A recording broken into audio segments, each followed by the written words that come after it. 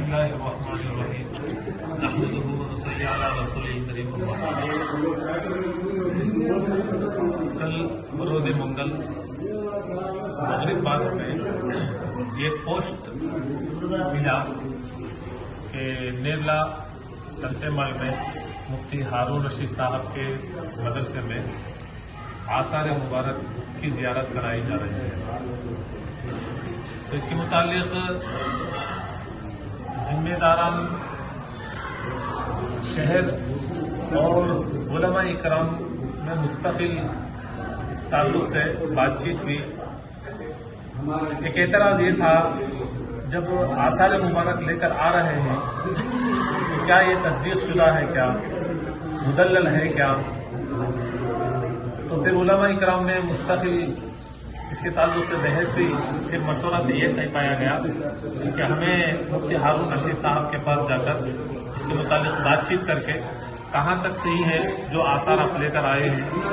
تو گئے تھے مولانا حافظ عبدالجلیل صاحب جامعہ خطیب امام جامع مسجد اور مفتی منصور صاحب, حافظ شکیل صاحب اور جو ہے حافظ ریاض صاحب. اس کے علاوہ تقریباً ہم لوگ 15 علماء اکرام جو ہے اس کے تعلق سے گئے تھے. مفتی صاحب سے بات چیت ہوئی. تو کیا بات چیت ہوئی اس کے متعلق جو ہے ہمارے مفتی منصور قاسمی صاحب. السلام علیکم ورحمۃ اللہ وبرکاتہ. نحمدہ و نصلی علی رسولہ الکریم. اما بعد اعوذ باللہ من الشیطان الرجیم. بسم اللہ الرحمن الرحیم. ومن یبتغ غیر الاسلام دینا فلن یقبل منہ. صدق اللہ العظیم. جیسا کہ ابھی مجاہد صاحب نے یہ بات کہی کہ مفتی ہارون رشید صاحب نے آثار مبارک کی زیارت کرانے کے لیے ایک جلسہ منعقد کیا ہے اور اس میں تقریباً 10 چیزیں بتلائی جا رہی ہیں.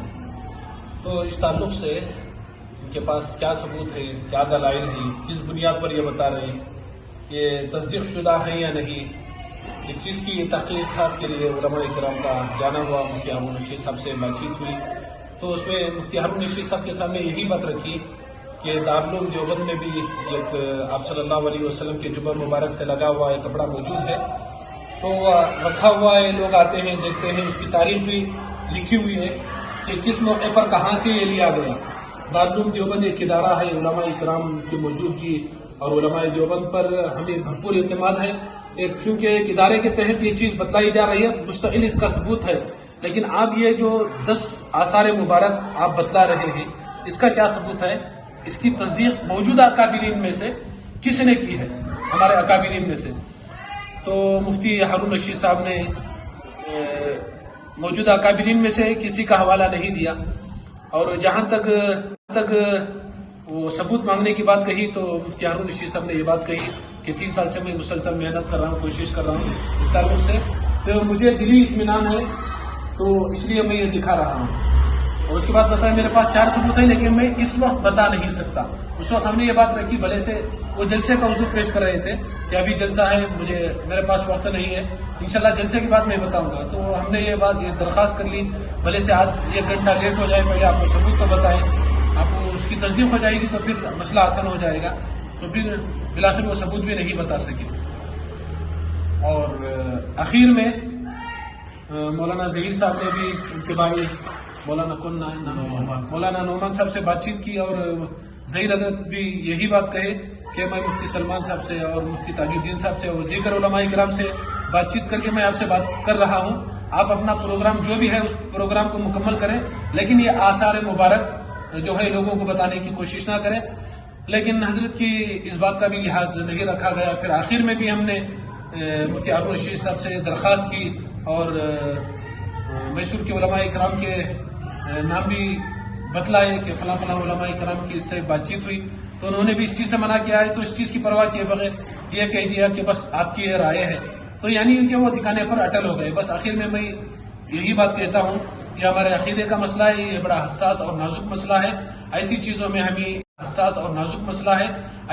میں ہمیں اجتناب کرنا چاہیے. جب تک مکمل اس کے ثبوت نہ مل جائے, مکمل تصدیق نہ ہو, تو اس وقت خاموشی اختیار کرنا چاہیے. بلکہ ایسا ثبوت نہ ہو, ایسی نت نئی چیزیں اسے فروغ نہیں دینا چاہیے جب تک کہ اس کا ثبوت نہ مل جائے. تو اسی کو لے کر دیکھیے دارالعلوم دیوبند جیسا ادارہ انار کے درخت کے نیچے سے شروع ہوا تھا, لیکن اس کے بعد سے انار کے درخت کے پتے توڑنے لگے، عقیدت بڑھنے لگی، ایک عقیدے کے بگاڑ کا مسئلہ آیا تو اس انار کے درخت کو ہی اکھاڑ کر پھینک دیا گیا۔ اور بیعت رضوان، جس درخت کا ذکر اللہ تعالیٰ نے قرآن مجید میں سورہ فتح کے اندر کیے ہیں، اس درخت کے نیچے آپ صلی اللہ علیہ وسلم نے بیعت کی، اور اس درخت کے نیچے جتنے صحابہ موجود تھے اللہ ان سے راضی، اللہ کے قرآن نے ذکر کیا اور اللہ کے نبی نے فرمایا کہ کائنات کے بہترین لوگ ہیں اور وہ سب کی جنتی ہونے کی بشارت دی۔ آپ صلی اللہ علیہ وسلم کے انتقال کے بعد صدیق اکبر رضی اللہ تعالیٰ عنہ کے دور کے بعد عمر فاروق رضی اللہ تعالیٰ عنہ کا دور آیا تو لوگ جا کر وہاں پر نماز پڑھنے لگے، پتے توڑنے لگے۔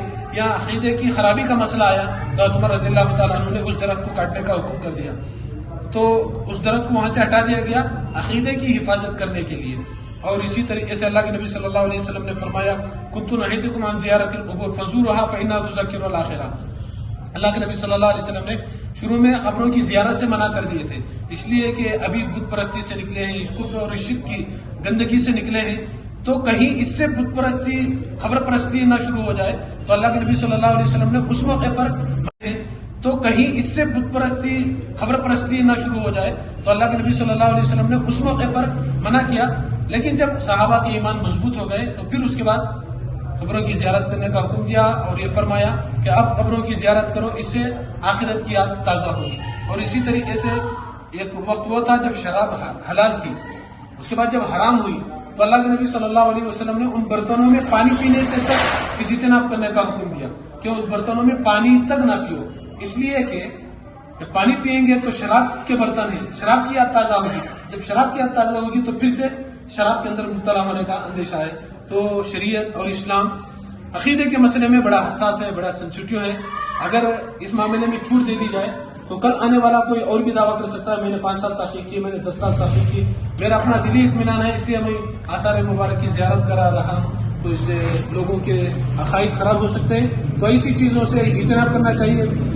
بہرحال آخر میں یہی کہتا ہوں، جتنے بھی علماء اکرام مفتی ہارون رشید صاحب کے پاس پہنچے تھے ہم بالکل بھی ان کی باتوں سے مطمئن نہیں ہوئے اور وہ ثبوت بھی ہمیں بتانے میں ناکام رہے، اور آخر میں حضرت کو رائے بھی دیے، علماء اکرام کے نام بھی بتلائے کہ فلاں فلاں کی جانب سے آپ کو یہ ہدایت دی جا رہی ہے، تو اس کی بھی پرواہ کیے بغیر وہ آثار مبارک بتانے پر ہی مصروف تلے ہوئے تھے۔ بالآخر اس پر یہاں پر بات ختم ہو۔